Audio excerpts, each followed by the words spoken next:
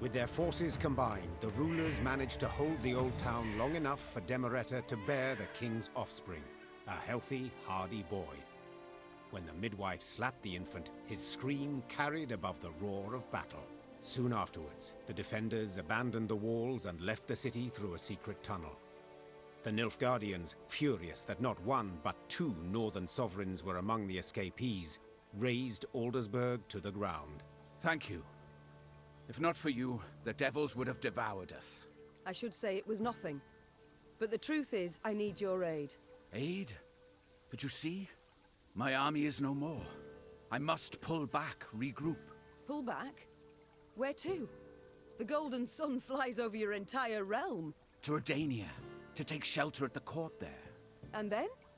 Will you sit and watch the fool juggle apples as Nilfgaard parcels all Edirn out to its settlers? Meve, one must know when to fold and when to double down. Nilfgaard has stretched the front. Winter will soon be here. Let the costs claw away at them.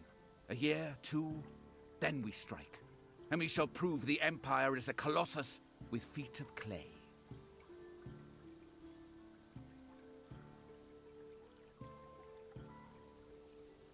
Fine. Do as you see fit. And you? I can't live like that. So what shall you do instead? Fight on. Until I win. Or the black-clad curs tear me apart. Gods, such pity I have for your husband. The poor man must have had a rough go of it. He seemed content with his life while it lasted. Yet I'm serious, Demavend, in my request. You truly won't aid me. Provide nothing at all.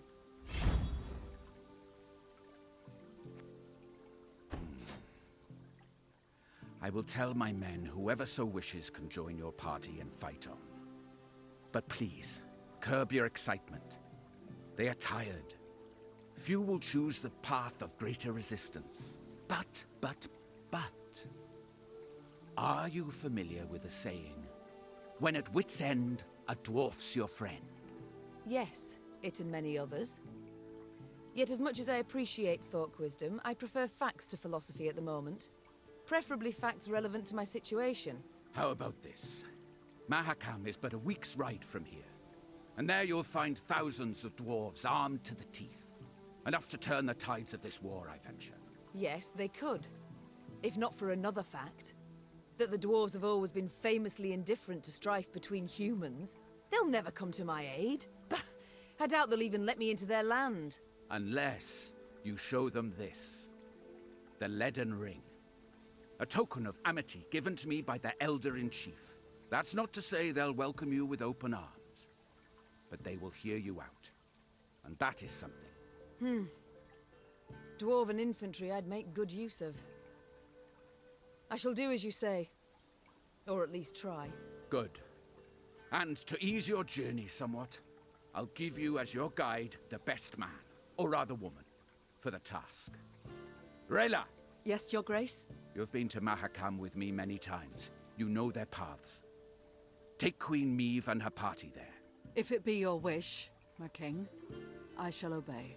I'll send messengers ahead that the dwarfs may expect your arrival. Until then, good luck, Meve. And may we one day waltz upon the grave of our foe, Emperor Emir. May it be so. Just as long as I get to lead. Ah, of course. Farewell, Queen. Meve left Aldersburg in ill spirits. Rather than provide the help she had hoped for, Demavend had merely sent her on to Mahakam. Her way west was lit first by the glow of a burning city, then by the smoldering remains of charred villages by the roadside. It was clear the war against Nilfgaard had taken a bitter turn. Each stranger was now treated as an enemy, and the customarily hospitable Aedirnians slammed their doors at anyone's approach. The party's morale was somber as well, and did not even improve with the first sight of mountains looming in the distance. Wandering among the ashes, Meve entered the dwarves' domain.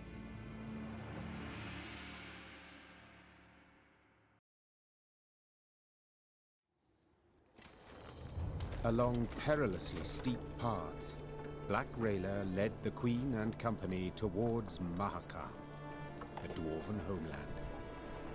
There, among snow-capped peaks, someone awaited. Rayla, you brought strangers.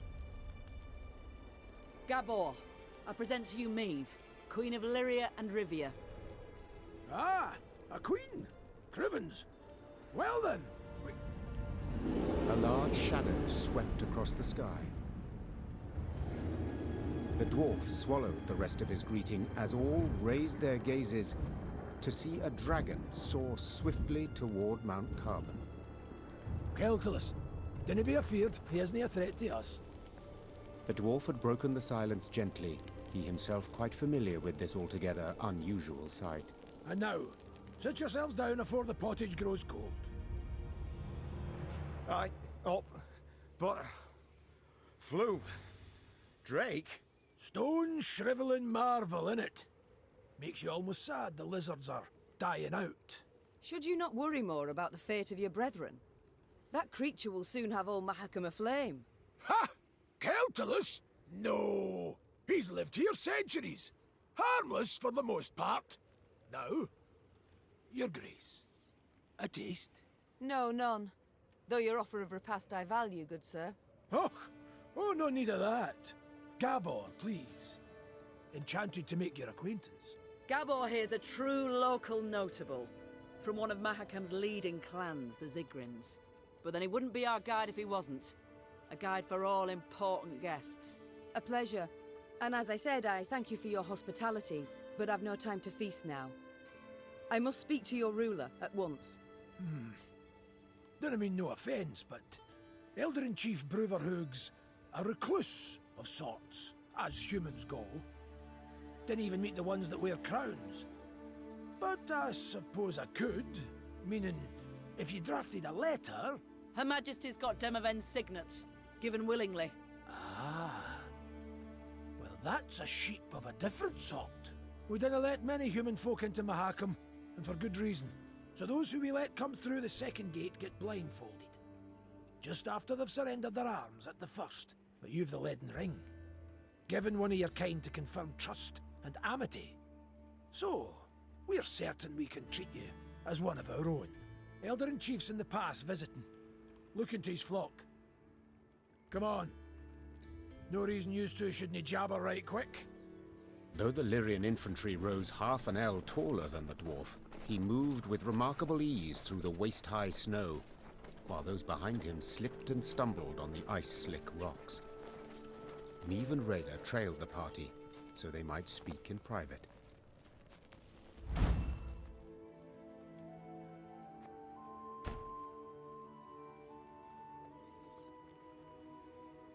Non-humans you despised immensely, I believed. They don't bother me a bit.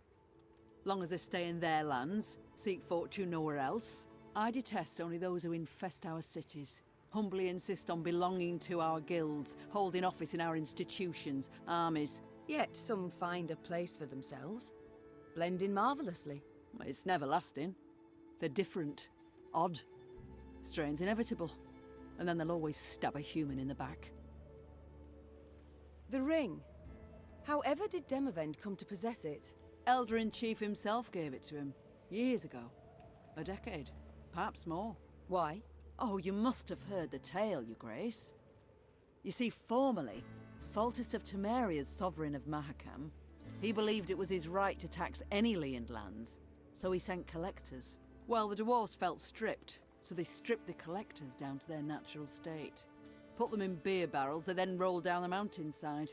Ah, my. That incited Foltest's ire, I'm sure. Indeed, Ember hot ire. A punitive expedition was assembled immediately. We're about to set off when Demavend managed to dissuade Foltest. Elder-in-Chief gave him the ring in thanks. I see it all now. Prevented Mahakam's slaughter, Demavend did. Your Majesty, Demavend prevented a slaughter, true.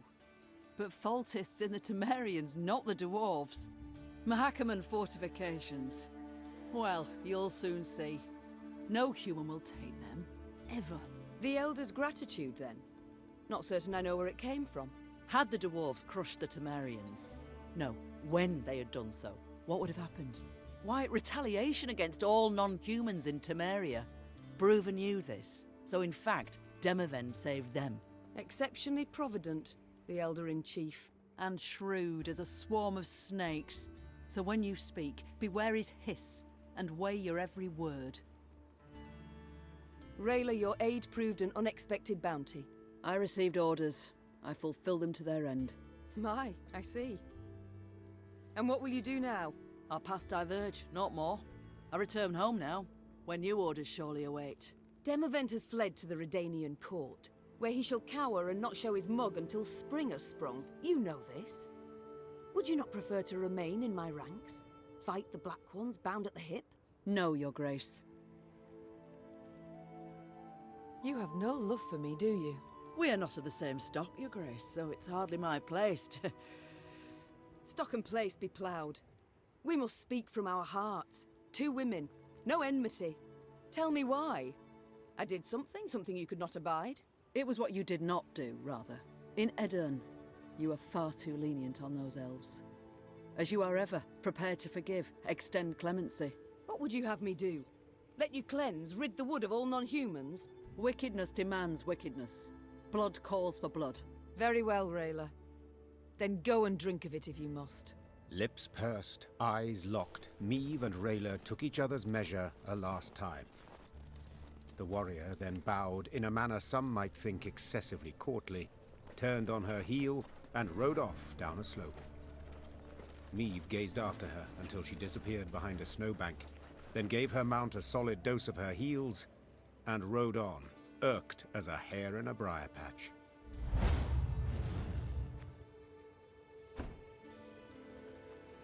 Your Grace, I've a message for your eyes only.